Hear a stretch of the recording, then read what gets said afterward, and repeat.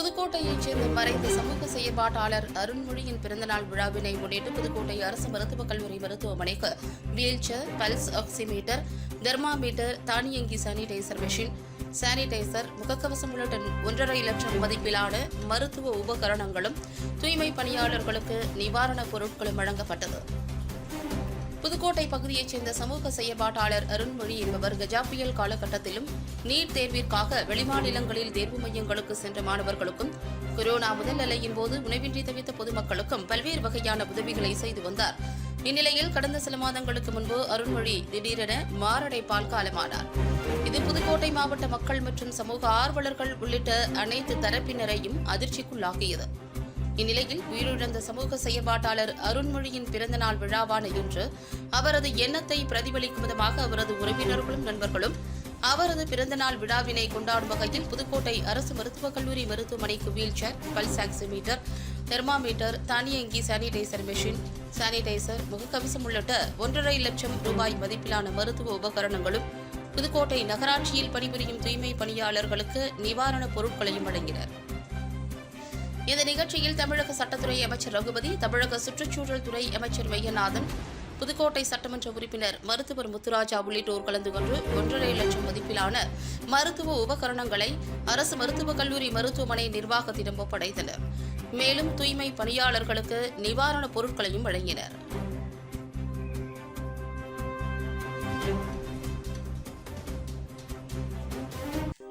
போலூர் அடுத்த வடபாதிமங்கலம் ஊராட்சியில் இந்திய கம்யூனிஸ்ட் கட்சியினர் பெட்ரோல், டீசல் விலை உயர்வை கண்டித்து மத்திய அரசை எதிர்த்து கண்டன ஆர்ப்பாட்டம் நடத்தினர்.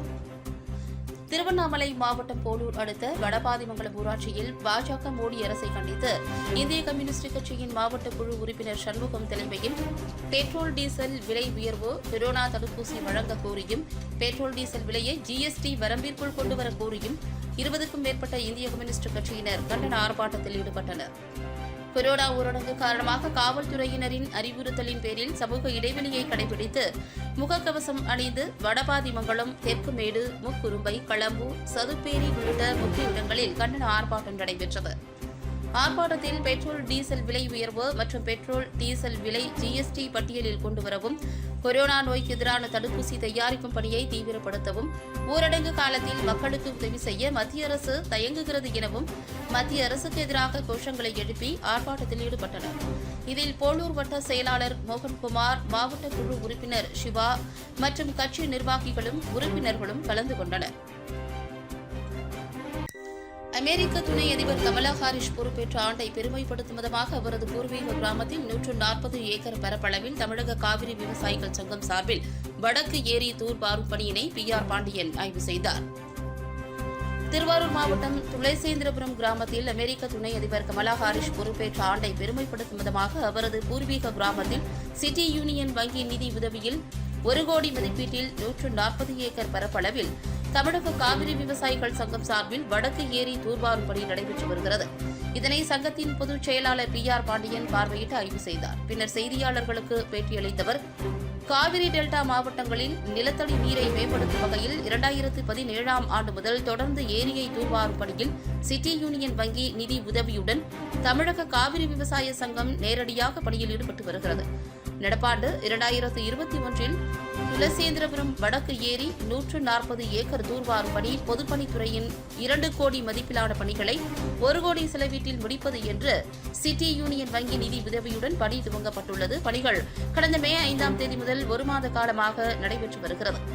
காவிரி டெல்டா மட்டுமல்லாது தமிழகம் முழுவதும் குடிமராமத்து திட்டத்தை நிறைவேற்றுவதற்கு அடிப்படையாக இந்த தூர்வாரும் பணியினை துவங்கியிருக்கிறோம்.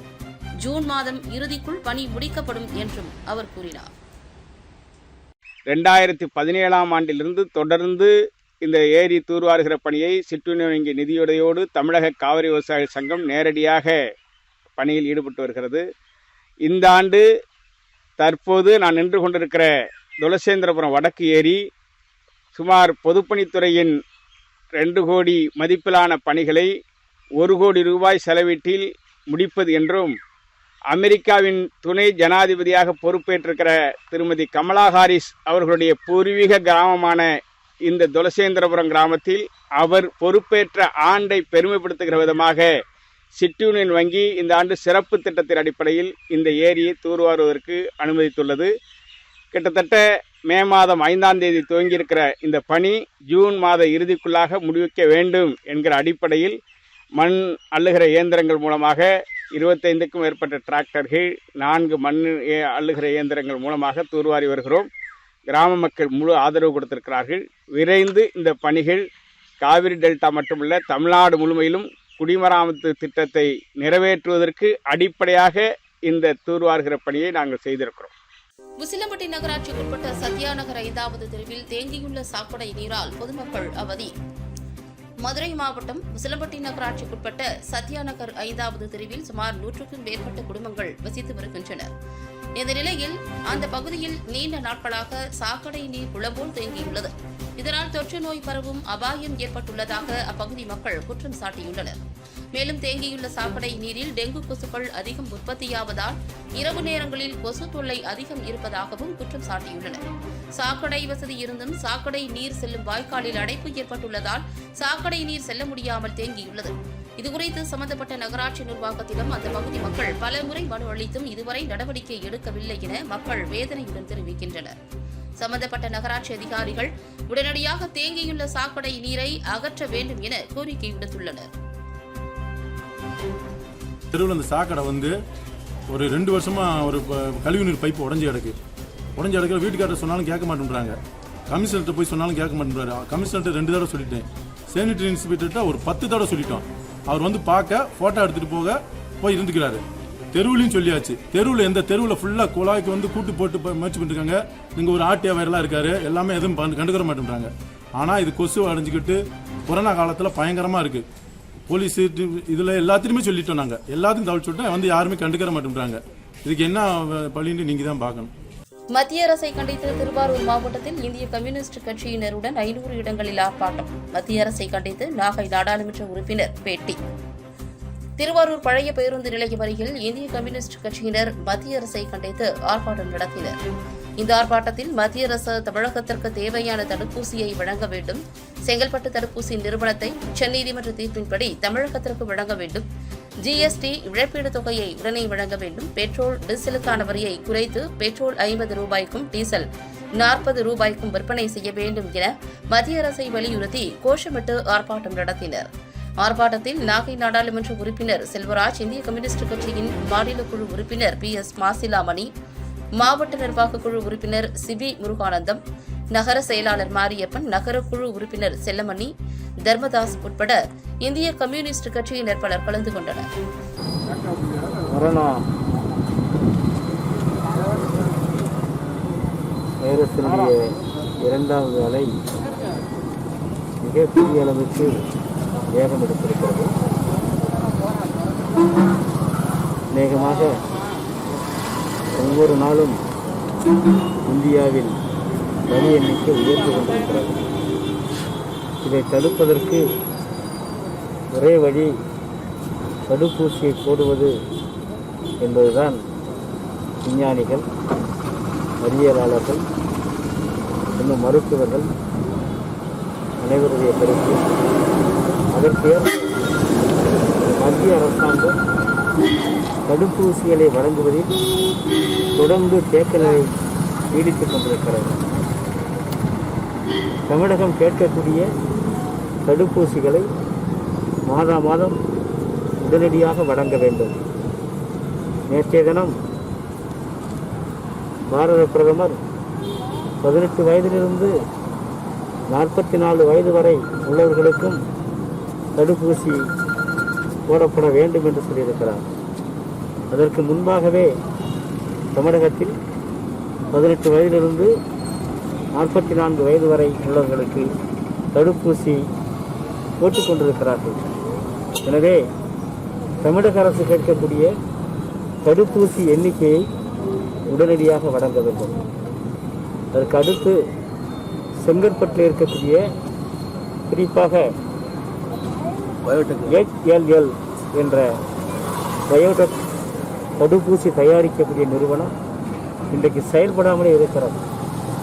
அதை நேரடியாக தமிழக முதல்வர் ஆய்வு செய்து அந்த நிறுவனத்தை உடனடியாக தமிழக அரசு ஒப்படைக்க வேண்டும்.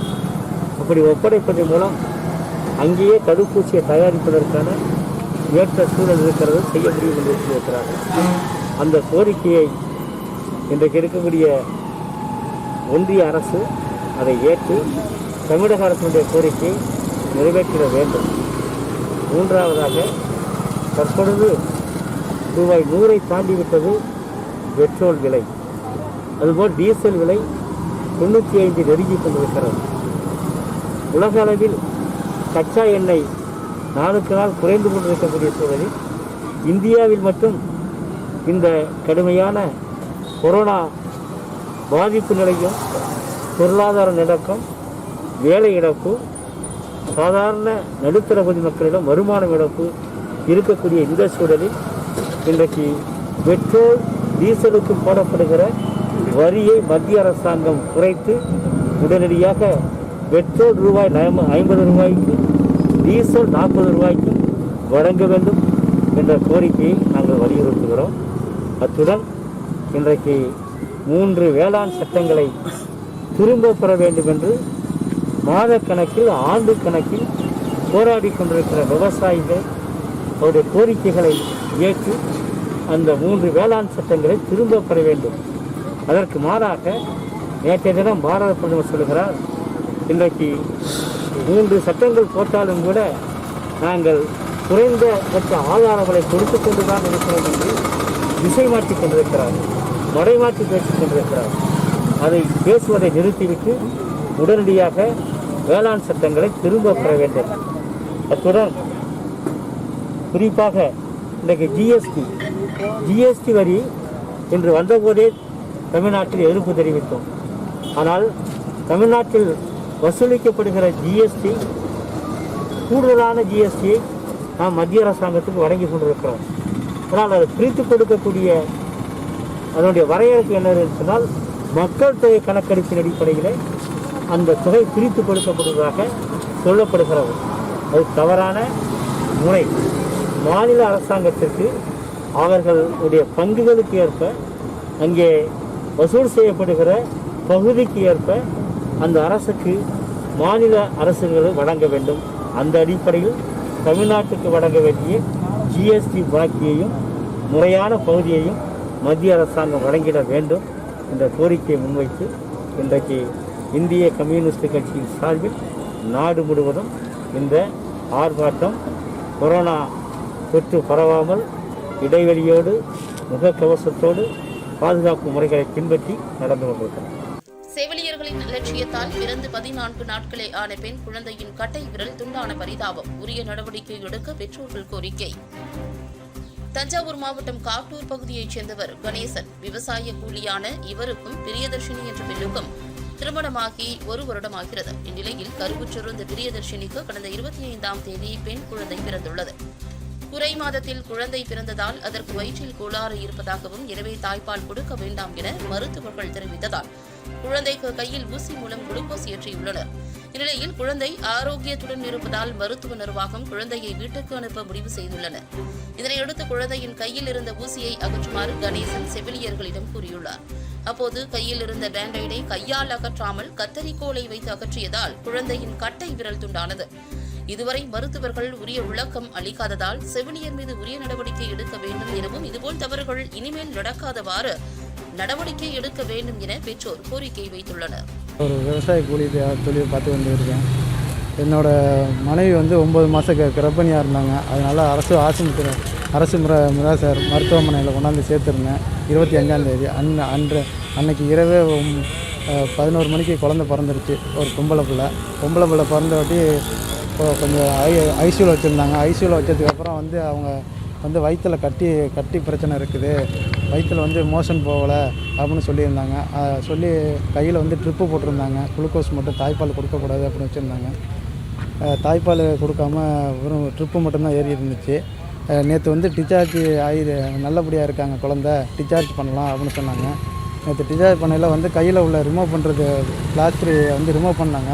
ரிமூவ் பண்ணையில் சேர்த்து கட்டவரலையும் சேர்த்து வெட்டிட்டாங்க. கட்டவரலையும் சேர்த்து வெட்டி எடுத்துட்டாங்க. தனியாக துண்டாக எடுத்து இப்போ ஊசி போகிற சிரஞ்சை வச்சு ஒட்ட வச்சுருக்கிறாங்க. ஒட்ட வச்சுட்டு டாக்டர் சொல்கிறாங்க சரியாயிரும் அப்படின்னு சொல்கிறாங்க. அவ்வளோதான் சொல்லியிருக்காங்க என்கிட்ட இது வரைக்கும். எத்தனை வயசு குழந்தை, என்ன பேர்? குழந்தை பிறந்து 14 நாள் தான் ஆகுது. முன்னே தடுப்பூசி வழங்குவதில் தமிழ்நாட்டை வஞ்சிக்கும் பிஜேபி ஒன்றிய அரசை கண்டித்து இந்திய கம்யூனிஸ்ட் கட்சி சார்பில் 100 இடங்களில் ஆர்ப்பாட்டம் நடைபெற்றது. மக்களை பாதுகாக்க தவறிய பல லட்சம் மக்களை பலி கொடுத்த மத்திய அரசை கண்டித்தும், தடுப்பூசி வழங்குவது மற்றும் தயாரிக்க தமிழ்நாட்டிற்கு அனுமதி மறுக்கும் பிஜேபி ஒன்றிய அரசை கண்டித்தும் இந்திய கம்யூனிஸ்ட் கட்சி சார்பில் தமிழ்நாடு தழுவிய ஆர்ப்பாட்டம் தஞ்சாவூர் தெற்கு மாவட்டத்தில் இன்று 100 மையங்களில் நடைபெற்றது. தஞ்சாவூர் மாநகரத்தில் ரயிலடி முன்பு நடைபெற்ற கண்டன ஆர்ப்பாட்டத்திற்கு இந்திய கம்யூனிஸ்ட் கட்சியின் தெற்கு மாவட்ட செயலாளர் முத்து உத்திராபதி தலைமை வகித்தார். மாவட்ட பொருளாளர் பாலசுப்ரமணியன், மாநகர செயலாளர் கிருஷ்ணமூர்த்தி, கட்டுப்பாட்டுக்குழு உறுப்பினர் கிருஷ்ணன், மகளிர் சங்க மாவட்ட செயலாளர் விஜயலட்சுமி, ஏஐடியுசி மாநில செயலாளர் சந்திரகுமார், தஞ்சை மாவட்ட துணை செயலாளர் துரை மதிவாணன் உள்ளிட்டோர் பங்கேற்றனர். தமிழக அரசு மத்திய அரசிடம் கேட்டுள்ள தடுப்பூசிகள் எண்ணிக்கையை குறைக்காமல் உடனடியாக வழங்க வேண்டும். செங்கல்பட்டில் அமைந்துள்ள இந்துஸ்தான் பயோடெக் தடுப்பு மருந்துகள் உற்பத்தி வளாகத்தை தமிழக அரசிடம் உடனடியாக ஒப்படைக்க வேண்டும். தமிழ்நாட்டிற்கு சேர வேண்டிய ஜிஎஸ்டி வரி பாக்கி தொகை முழுவதையும் உடனே வழங்க வேண்டும். பெட்ரோல் டீசல் விலைகளின் மீது மத்திய அரசு போட்டுள்ள வரிகளை குறைத்து பெட்ரோல் 1 லிட்டர் 50 ரூபாய்க்கும், டீசல் 1 லிட்டர் 40 ரூபாய்க்கும் கிடைக்க செய்திட வேண்டுவது உள்ளிட்ட கோரிக்கைகள் பிஜேபி ஒன்றிய அரசை கண்டித்து விளக்கங்களாக எழுப்பப்பட்டன. மீதான விலையை கட்டுப்படுத்த வேண்டும்.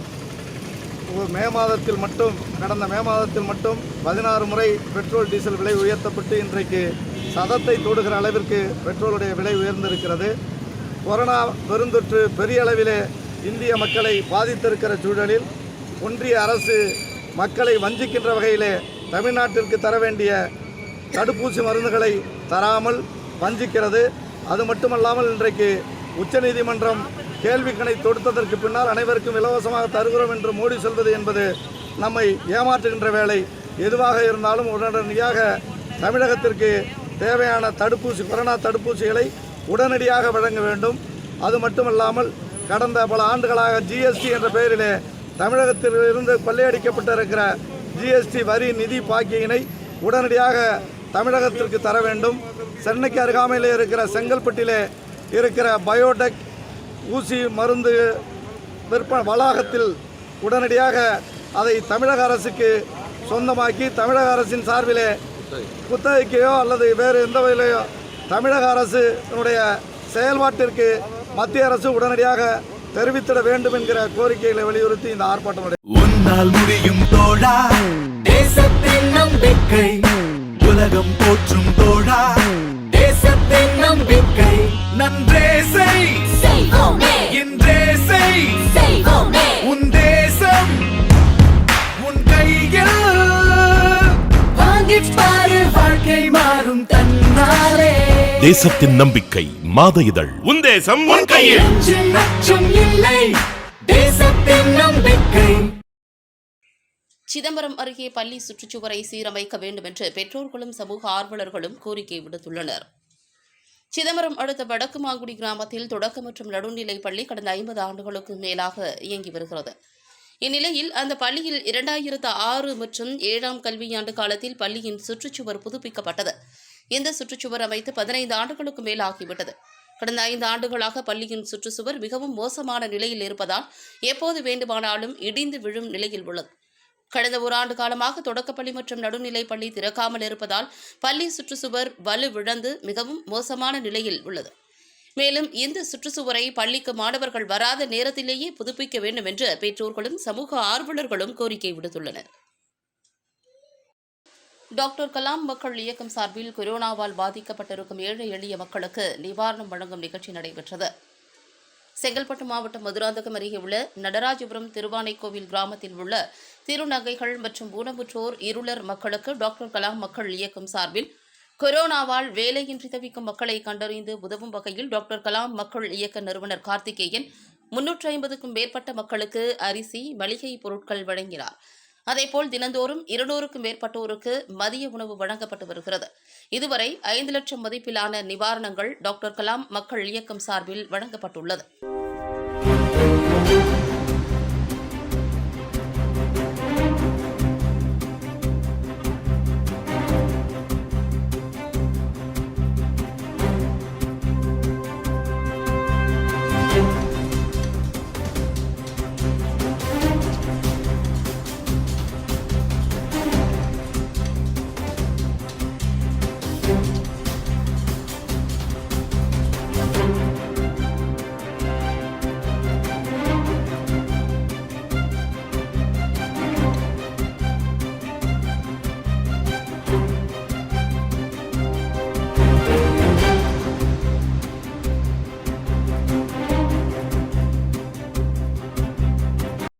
ஆரணி அருகே உள்ள இஞ்சிமேடு சிவன் கோவிலில் சோமவார பிரதோஷம் சிறப்பாக நடைபெற்றது. திருவண்ணாமலை மாவட்டம் ஆரணி அருகே உள்ள இஞ்சிமேடு கிராமத்தில் அமைந்துள்ள அருள்மிகு திருமணிச்சேரை உடையார் சிவபெருமான் திருக்கோவிலில் சோமவாரம் பிரதோஷம் முன்னிட்டு நந்தி எம்பெருமானுக்கு பால், தயிர், இளநீர், சந்தனம், பன்னீர், மஞ்சள் போன்ற மங்கல பொருட்களால் சிறப்பு அபிஷேகம் செய்யப்பட்டு மலர்களால் அலங்கரிக்கப்பட்டு தீபாராதனை நடைபெற்றது. இந்த பிரதோஷ விழாவில் கலந்து கொண்ட பக்தர்களுக்கு கபசுர குடிநீர் கோவில் சார்பாக வழங்கப்பட்டது. நெல்லை மாவட்டம் அம்பாசமுத்திரத்தில் இந்திய கம்யூனிஸ்ட் கட்சியினர் ஆர்ப்பாட்டம். கொரோனா தடுப்பூசி வயது வித்தியாசமின்றி அனைவருக்கும் இலவசமாக செலுத்த வேண்டும், பெட்ரோல் டீசல் விலையை தினமும் உயர்த்தக்கூடாது ஆகிய கோரிக்கைகளை வலியுறுத்தி இந்திய கம்யூனிஸ்ட் கட்சி சார்பில் அம்பாசமுத்திரத்தில் கட்சி அலுவலகம் முன்பு நடைபெற்ற ஆர்ப்பாட்டத்திற்கு ஒன்றிய செயலாளர் ராமகிருஷ்ணன் தலைமை வகித்தார். ஆர்ப்பாட்டத்தில் நகர செயலாளர் வடிவேல், மாதர் சங்க மாவட்ட தலைவர் சஃபியா, மூர்த்தி, மைதீன் பிச்சை, பாலசுப்ரமணியன் ஆகியோர் முகக்கவசம் அணிந்து கலந்து கொண்டார்கள். ஆர்ப்பாட்டத்தில் கோரிக்கைகளை வலியுறுத்தி கோஷங்கள் எழுப்பப்பட்டன. முசிலம்பட்டி சந்தையில் மொத்த கமிஷன் கடைக்காரர் சில்லறை வியாபாரத்தில் ஈடுபட்டதால் சில்லறை வியாபாரிகள் கமிஷன் கடையை முற்றுகையிட்டதால் பரபரப்பு ஏற்பட்டது. தமிழகம் முழுவதும் கொரோனாவை கட்டுப்படுத்தும் விதமாக தமிழக அரசு தளர்வுகளுடன் கூடிய ஊரடங்கு உத்தரவு பிறப்பிக்கப்பட்டு கடைபிடிக்கப்பட்டு வருகிறது. தளர்வுகளுடன் கூடிய ஊரடங்கில் காய்கறி உள்ளிட்ட பல்வேறு கடைகள் மாலை 5 மணி வரை திறக்க அனுமதி வழங்கப்பட்டுள்ளது. மதுரை மாவட்டம் முசிலம்பட்டி சந்தை பகுதியில் சுமார் 20க்கும் மேற்பட்ட காய்கறி மொத்த கமிஷன் கடைகள் செயல்பட்டு வருகிறது. இந்த நிலையில் மொத்த கமிஷன் கடைகளில் காய்கறிகள் வாங்கிக் கொண்டு சில்லறை வியாபாரிகள் வியாபாரம் செய்து வருகின்றனர். இந்நிலையில் மொத்த வியாபாரியான கூடாங்கி ராஜாமணி என்பவர் சில்லறை காய்கறி வியாபாரத்திலும் ஈடுபட்டதாக கூறப்படுகிறது. இதனால் தங்கள் வியாபாரம் பாதிக்கப்பட்டதாக கூறி சில்லறை காய்கறி வியாபாரிகள் 30க்கும் மேற்பட்டோர் கூடாங்கி ராஜாமணியின் கமிஷன் கடையை முற்றுகையிட்டனர். இதனால் சந்தை பகுதியில் பரபரப்பு ஏற்பட்டது. இதனால் இரு தரப்பினருக்கும் இடையே ஏற்பட்ட வாக்குவாதம் கைகலப்பாக மாறும் முன்பே தகவல் அறிந்த போலீசார் சம்பவ இடத்திற்கு விரைந்து சென்று இரு தரப்பினரிடமும் பேச்சுவார்த்தை நடத்தினர். உரிய நடவடிக்கை எடுப்பதாக போலீசார் உறுதியளித்ததை தொடர்ந்து அனைவரும் கலைந்து சென்றனர். திருத்துறைப்பூண்டி ஒன்றிய பகுதிகள் முழுவதும் மத்திய அரசை கண்டித்து இந்திய கம்யூனிஸ்ட் கட்சியின் சார்பில் பல்வேறு அம்ச கோரிக்கைகளை வலியுறுத்தி கண்டன ஆர்ப்பாட்டம் நடைபெற்றது.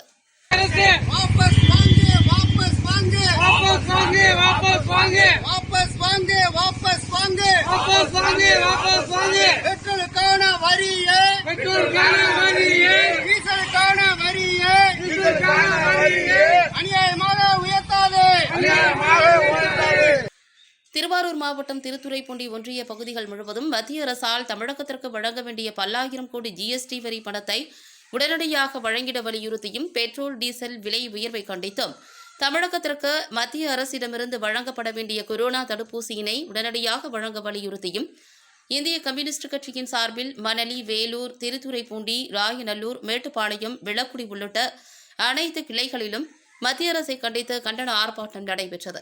இந்நிகழ்வில் அனைத்து பகுதியில் உள்ள கிளை நிர்வாகிகள், மாவட்ட, ஒன்றிய, நகர நிர்வாகிகள் கலந்து கொண்டு மத்திய அரசுக்கு எதிராக கண்டன கோஷங்களை எழுப்பினர்.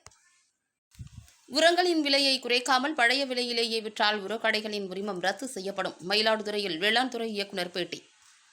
மயிலாடுதுறை மாவட்டத்தில் குறுவை சாகுபடி பணிகள் தீவிரமடைந்துள்ள நிலையில் விதை நெல் உரங்கள் இருப்பு குறித்து தமிழக வேளாண் இயக்குநர் தட்சிணாமூர்த்தி நேரில் ஆய்வு மேற்கொண்டார்.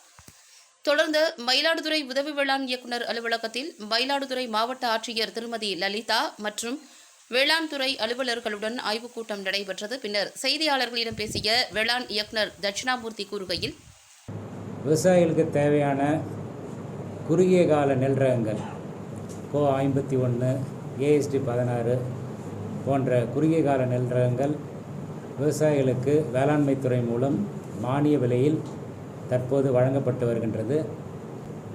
இதுவரை கிட்டத்தட்ட ஒரு 3500 மெட்ரிக் டன் விதைகள் விவசாயிகளுக்கு மானிய விலையில் வழங்கப்பட்டுள்ளன.